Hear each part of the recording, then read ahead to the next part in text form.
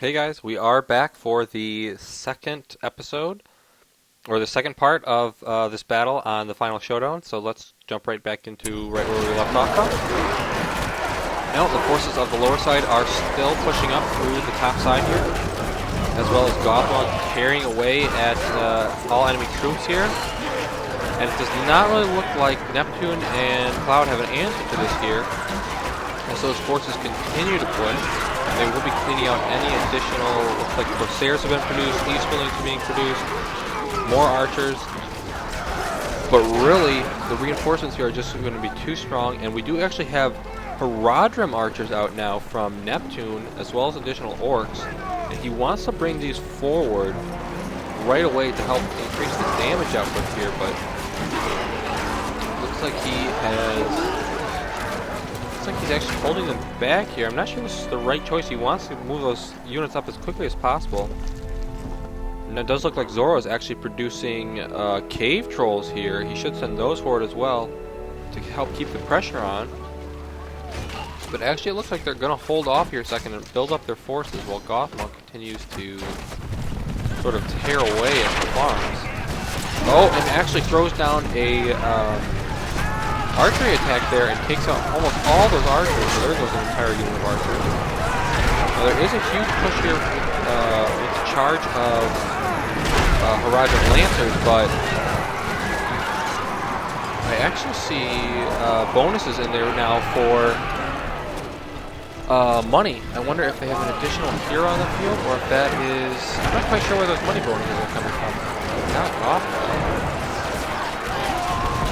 Really not sure where those are coming from. Do they have the Goblin King in here or something? I do not see him, but regardless, they are completely pushing forward now, throwing down the Eye of Sauron, giving them additional damage and a rally call. Those do not stack. Regardless,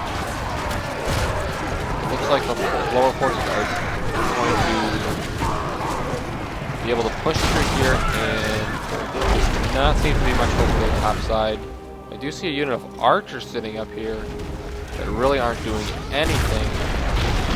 And the Herodrim Palace is now looking like to fall. Most of those Easterlings taking rocks to the face as they run out the front doors.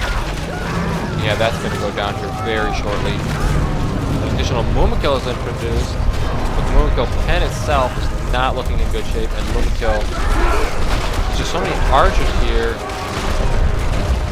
And actually, Zorro is now building on the bridge mines and goblin caves to help further reinforce his army here. I am going to be rebuilding my Herodrim Palace slightly farther back, but my Mumakil is about to go down. Yeah, there it goes. Additional 250 resources for the goblins. Oh, that's what it is. The goblins have a passive ability they can buy to get extra resources. So that must be the power path that Zorro is going down. And really, these forces are still sitting back here from medium. He needs to move these up right away to continue to put pressure on. But really, there is not much left that the Mortar players here on top can do. Neptune loses an additional barracks. He now only has one left. He's lost his Herodrim Palace. He does have all of his farms, as well as Cloud having all of his farms, and I do have the furnace, which triples the amount of income that you get from a single farm. So that bonus is helping us maintain a steady supply of resources, but we don't really need resources right now, we need troops. We just don't have an answer for this push. Finally, some Herodrim are moving up there. He was waiting for the fire upgrade. Actually, not a bad choice, considering that how much damage it adds and how expensive those archers are. It's actually not a bad choice waiting to get that. However, it looks like there is a Nazgul out now for Cloud, but with these fire archers, it's not going to be good. Gets a decent attack there, but the Herodrim have so much damage with the fire. And actually throws down a Gorgonov Spire. Whose was that? That was Brooker's.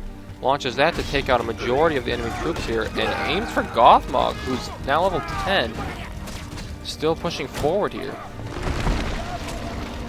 In the meantime, Brooker has rebuilt his Haraja Palace, but yeah, that's going to be immediately destroyed, and his builder runs right through the half-attack trolls there. Now, Morgamir has landed, is going to try and take on all 8 of these half-troll marauders here at the same time.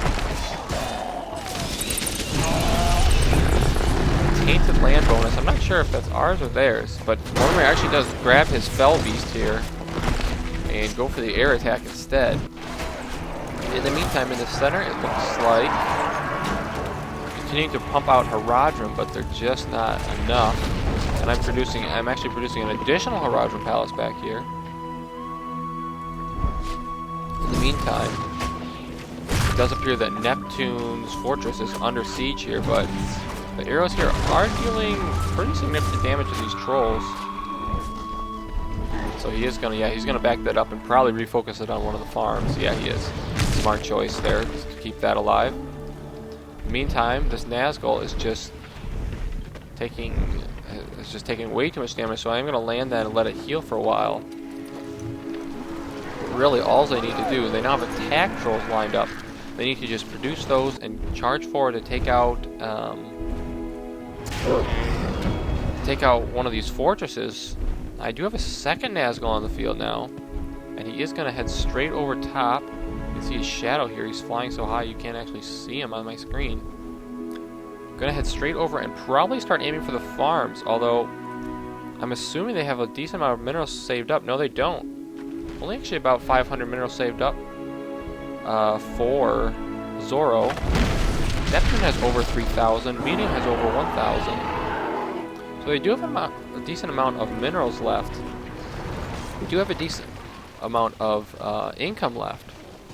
However, we just don't have any way to spend it because they destroyed almost all of our infrastructure. And now they are going to be making a huge push forward here. I've only got out a couple units of Rodrim. I do have Mouth of Sauron out now. And this Nazgul is going to work on these farms over here, but this farm is a level 2 farm, so that does increase its health, which will make it take several more swipes of the Nazgul before it goes down. And I actually am going to finish off this mine over here. In the meantime, back up at the center of the map, the forces of Zorro and Medium are finally pushing forward, hoping to end it here. They are focusing Mouth of Sauron as he aims at a couple of orcs and goblins here in the front line. And the attack trolls are just destroying him from behind. And yeah, he is going to go down here, no doubt. Meanwhile, the Easterlings do manage to take out one of the attack trolls, but the second attack troll is going to say, yeah, you're dead. So it looks like they are going to be pushing forward, and they're going to be going Cloud here up in the top right. Gothmog is back. It's still at level 10, of course. An additional Dragon Lord has come out and is now destroying the income-producing structures, the slaughterhouses of Neptune. And really, do we have an answer for this Dragon Lord? I don't think so. He's now aiming for my farms, which are level 3, so they do fire arrows, but it's just not effective enough in taking him out fast enough that he is going to be able to destroy several of those. We do have a huge rock drop here in the center, though, taking out the majority of their forces. However, it does look like they are going to retain Gothmog and the attack troll, as well as some Haradrim archers. But with my income production, I can just pump out these Haradrim non-stop. In the meantime, an additional Nazgul is chasing the Dragon Lord here. He may have taken enough damage from that farm where the Nazgul can actually take him out. We'll have to keep our eye on that, but my Haraja Palace does go down. At the same time, the attack troll falls. This Nazgul has taken a decent amount of damage now, so... As well as this one. This one might actually fall here. No, he does make it out. So the battle is continuing here, however. That's about my recording time for this section. So please tune in to part 3 for possibly the conclusion to this pretty epic 2v2.